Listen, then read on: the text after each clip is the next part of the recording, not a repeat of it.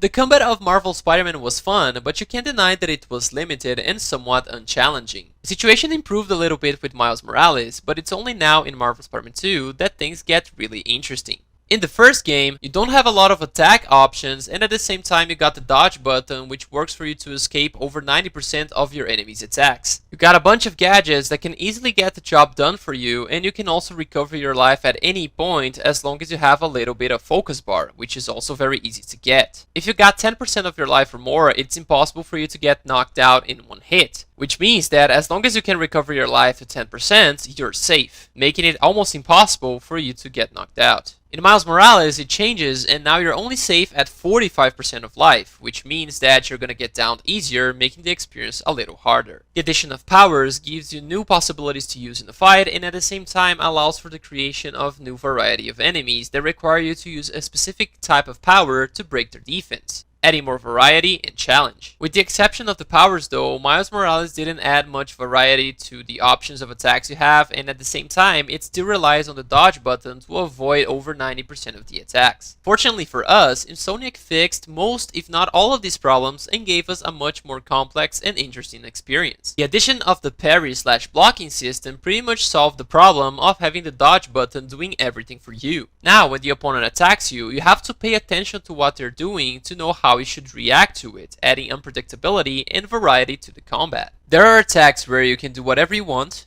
there are attacks where you can only parry or jump, and the ones that you can only dodge. This gives the enemies more options to attack you, making it easier for you to get hit. You gotta stay focused, and it's a lot more rewarding for the player when you're able to react properly according to your opponent's attack. Especially when we're talking about the parry, because when you parry the opponent perfectly, you're gonna be able to do enhanced damage in the next hits, and you got this special effect of Spider-Man doing extra damage. It's so cool. But it's even more interesting because if you mistime the parry, Spider-Man will block the attack. However, since Spider-Man is using his arms and his body to block the attack, he still takes damage from it. Of course, he takes less damage than if he got hit by the attack, but it's still not as epic as if you're able to parry in the perfect timing, which makes it even more rewarding when you're able to get a parry, and also again adds even more variety because it's not only dodge, jumping, and parrying, you can also block in case you mistime the parry. Still talking about new options for the enemies, they now have great air countermeasures. Usually, staying in the air is the best option because you can no longer get hit by physical attacks. However, you're not going to be able to abuse this all the time in Marvel Spider-Man 2 because the enemies have new options. If you got the Hunters, for example, they've got the Talon drones that can fly and hit you while you're in the air. They can also shoot an electric device in the sky that will forbid Spider-Man from jumping. In case you do, you're gonna get hit by the electricity, lose life, and get back to the ground. Regarding the symbiotes, you got the purple one that throws projectiles from far away.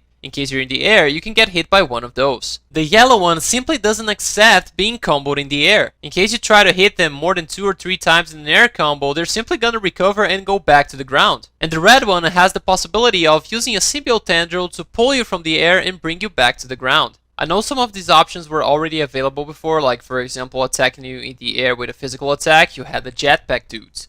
The projectiles, you had gunshots, and bringing you back to the ground, you had the whip guys in Marvel Spider-Man. But again, you got new options now, such as the symbiote that refuses to get air comboed, and the devices from the Hunters that electrifies the air and simply forbids Spider-Man to go there. Not to mention that this happens a lot more frequent now because any of Kraven's Hunters can use the device in the air, and most of the symbiotes again have at least one way to counter your air combat. Since we brought this topic, it's also worth mentioning that we got a bigger variety of enemies here. And it feels like each of the categories, like for example the classic bad guys, the Sandman thugs, the flame thugs, Kraven hunters, the symbiotes, all of them provide a unique experience for you when you're fighting each of them. If you're fighting the Sandman thugs, you can use water to take them down, or in case you're using Miles, you can use the electricity to simply freeze them. If you fight against the flame people, you're going to have the ones that use the hot iron, where you can have a quick time event where you stop them from using the iron on you. You got the guy with the flamethrower that can do attacks where you can only parry and you cannot dodge, and he can also avoid all of your web yanks, for example. And you also have the big dudes that you can't simply attack because they're going to block you. They can punch you with fire attacks, and in case you try to web strike them, they're going to be pulling you in for a big punch. For the hunters, you got the classic ones that just attack you. You got the ones with the sword that can block your attacks and that can use the undodgeable moves. You got those who shoot arrows on you. They can climb on the walls and stay in there to shoot. They can avoid your attacks if you try to do a full combo on the ground. They are simply gonna kick you, roll back, and then try to counter using arrows as well. The robots are also very different. Again, you got the Talon drones who fly in the air. They can shoot lasers on you or attack you physically. You got the dogs that not only attack you, but they can also use a device that will allow you to use your powers, independently if you're playing Peter or Miles. Not to mention those mini bosses that you have in the Hunters, the one with the shield and the one that wears a bear hat. They're a huge challenge. They have a lot of life, they do a ton of damage, you gotta wait for your opportunity, you gotta parry or use a power to be able to get an open up. The symbiotes again, you have the green one where you can't simply attack him, you gotta use something fast like a gadget and in one hit you can take them down.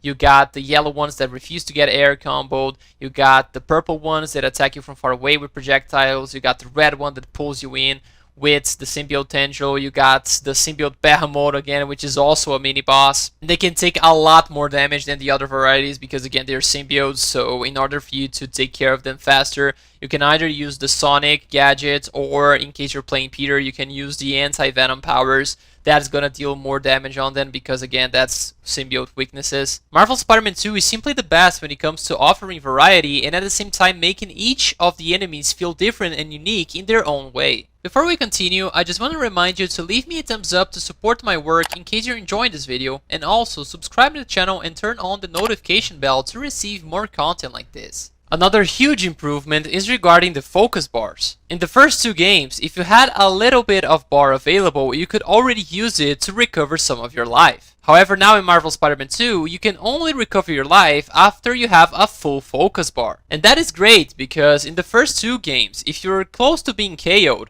any action you do, like get a few hits on your opponents, use your gadgets from far away, avoid some shots from far away, you would already get focus bars and you can use it to replenish your life even if it was just a little. If that little was enough to restore 10% of your life or more, you were already guaranteed you weren't gonna get down in the next hit in Marvel Spider-Man. In Miles Morales, if you could use that bit of bar to recover 45% of your life or more, again you were also guaranteed you weren't gonna get KO'd. I already talked about this in another video and proved it with actual gameplay and numbers on screen. I'm gonna leave a card up here for you to check that video out once you're done with this one. That made things too easy, especially Marvel Spider-Man, because honestly any bit of focus bar that you got would already replenish more than 10% of your life. So it means that you could keep getting second chances over and over again. In Miles it was less of a problem because again to replenish 45% it would take a little bit more focus bar, so it wasn't as easy as the first game. But now in Marvel Spider-Man 2 the situation is all or nothing. This makes the situation a lot harder because in case you're close to being KO'd and you don't have the full focus bar,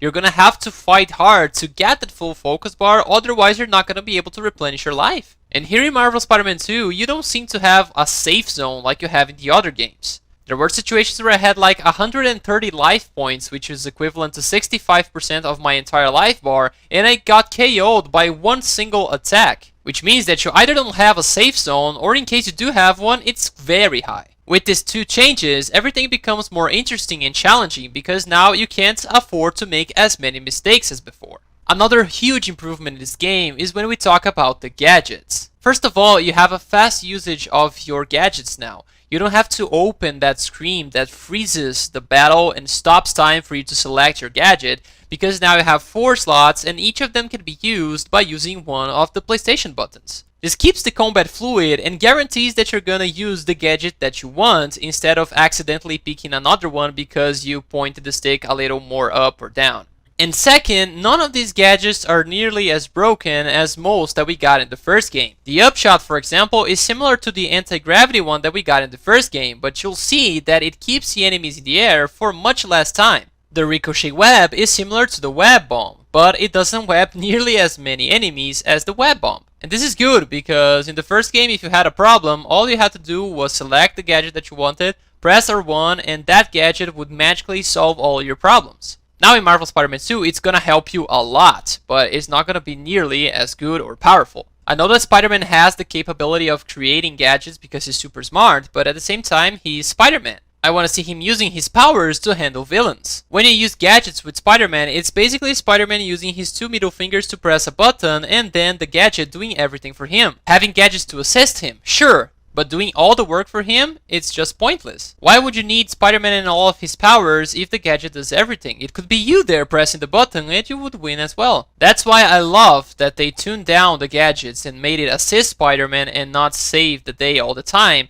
And at the same time, I love that again, they put powers in the game. In Miles Morales, they already gave Miles 4 powers and a new ultimate attack. But now in Marvel Spider-Man 2, Miles has 4 powers with the yellow electricity, 4 powers with the blue electricity that he acquired in this game, and a new ultimate attack. Peter also got his powers, which includes 4 powers using his spider arms, 6 powers using symbiote, and a new ultimate attack using the symbiote as well. The powers are perfect because they create a huge impact on the combat. Both Spider-Man have great options to handle multiple enemies at the same time. Both Spider-Man have options to put all the enemies in the air at once. Both Spider-Man have great options to deal a lot of damage on one specific enemy, which not only adds variety and fun for the combat, but it also looks amazing. Marvel Spider-Man 2 also offers the best power system, much better than the one that we got in the first game or even in Miles. In the first game, the powers were related to a suit, so when you bought a suit, you unlocked the power from that suit. You had a circle on the top right corner of the screen and you had to fill that entire bar to be able to use the power. The power bar charged over time, so no matter how well you did in the fight in the combat, it would always take the same amount of time for you to get that power back. And that bar only served for 1 power, so you could only use 1 power when you were in combat. If you wanted to switch your powers, you had to press the pause button, go there, select a different power, and then you would be able to use it. The system is far worse than Marvel Spider-Man 2, first because it only allows you to use 1 power while Marvel Spider-Man 2 offers you 4 at the same time. The second is that it charges over time, while in Marvel Spider-Man 2 it charges on your actions. If you hit your opponents, if you dodge their attacks, everything is gonna add up and give you meter for you to use your powers again. The system rewards you for playing well and encourages you to keep getting better because the better you do,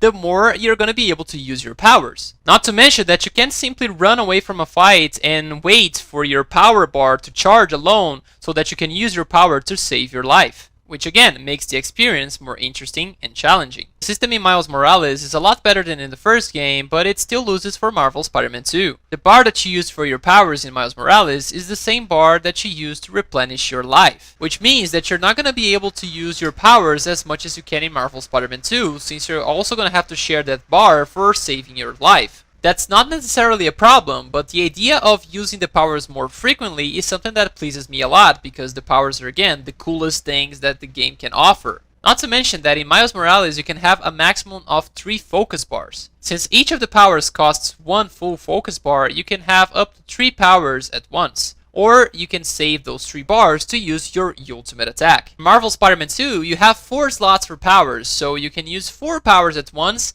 and you can still use your ultimate attack after that because the ultimate attack uses another bar. I love the system where each power has its own bar because this way you can use the powers more frequently, and that adds a ton of fun for the combat. Talking about fun, I have to mention the new options that Insomniac gave us. Now, you can bounce the opponents on the ground back to the air so you can continue your air combos. You can do that using your air web throw, using the leap off move in case you hold the X button, or by using the new dodge under in the air and follow up by the dodge under attack.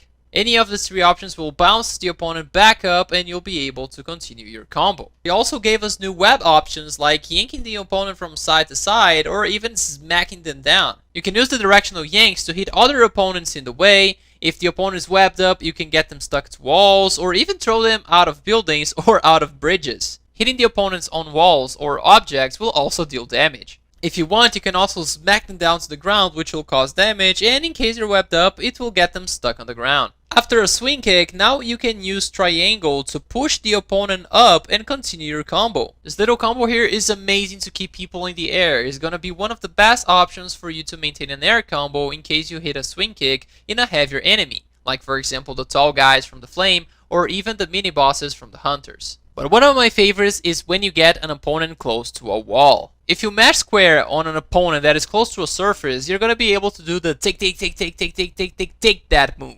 It's usually gonna take down your opponent no matter if he's a hunter, if he's a symbiote. If you do it, it's pretty much a guaranteed KO. You can also do perfect dodges in the air now, which is pretty cool because Spidey will spin around and shoot a web right at the opponent's face. All of these new options are so welcome because, as I said before, Marvel Spider-Man Combat was good, but it was very limited since you don't really had a lot of options to use. I gotta say that with these new options that they put in Marvel Spider-Man 2, I feel like the combat is finally sufficient to please me entirely. Of course it can improve by adding even more possibilities, even more combos. As I already mentioned in one of my videos, I'm gonna leave a card up here for that one.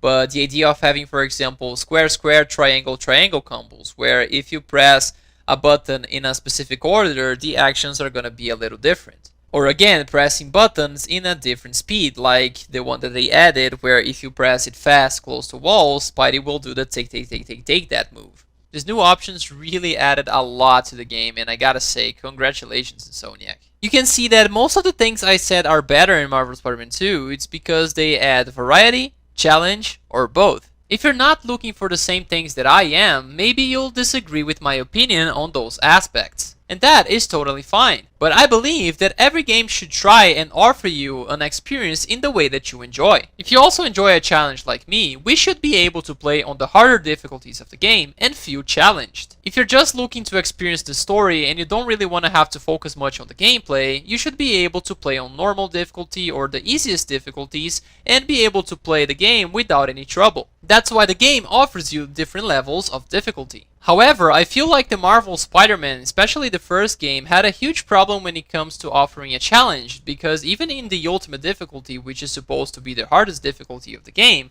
I didn't feel challenged at all. So for a person like me, the changes that I mentioned that made the game harder than it was are for the better. Now, when I play Marvel Spider-Man 2 on ultimate difficulty or even the spectacular difficulty, I feel challenged, and that makes me happy. What about you? Do you agree with me that all those changes were for the better? Do you think they were for the worse? Do you like a simpler and easier experience, or do you like a challenge like me? Tell me your opinion in the comments, I'd love to read it. If you enjoy my work, please consider supporting me on Patreon. The link is on the description. It's gonna help me out a lot. YouTube demonetized me and I can't make a single penny out of my work.